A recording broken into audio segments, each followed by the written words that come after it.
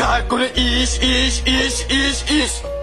Turaman ishga boraman, uyga kelaman uxlayman. Yana turaman ishga boraman, uyga kelaman uxlayman.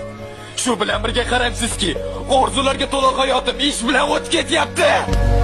Ishdan shunaqa charchab ketayotganimda, issiqda o'zimga yoqmay ketayotgan paytimda pizza kofeda qaynaqana yangilik qilishibdi. Ularda hot dog, ayron, cheesecake sandwich kirgizishdi. Endi ularga bemalol borishinglar mumkin. Mahsulotlar esa har kuni svejiy Toshkentdan kelyapti ekan.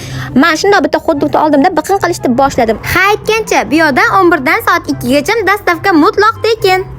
Va eng asosiysi, bularda hot dog 5 minutda tayyor bo'lar ekan. Bemalol kelishinglar mumkin. Men bittagina hot dog aytgandim, bular menga shuncha narsa olib kelishdi. Tiqilib qolmay dedimda, qo'lan ko'zimni ochdim. Ishonasizlarmi, ko'zimni ochganimga menga o'xshab ko'zni ochganlar nechtasizlar? Yozinglar kommentda.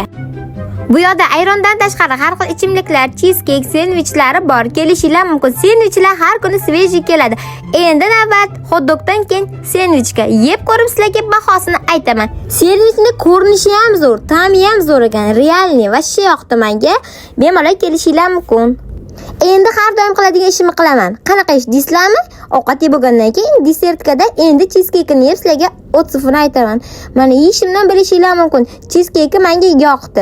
Men kuzatuvchilarimni aldamayman. Ayronni ichdim, menimcha yoqdi, lekin ayronni ta'miga tushunmayman. Kelib ichib ko'rishinglar mumkin.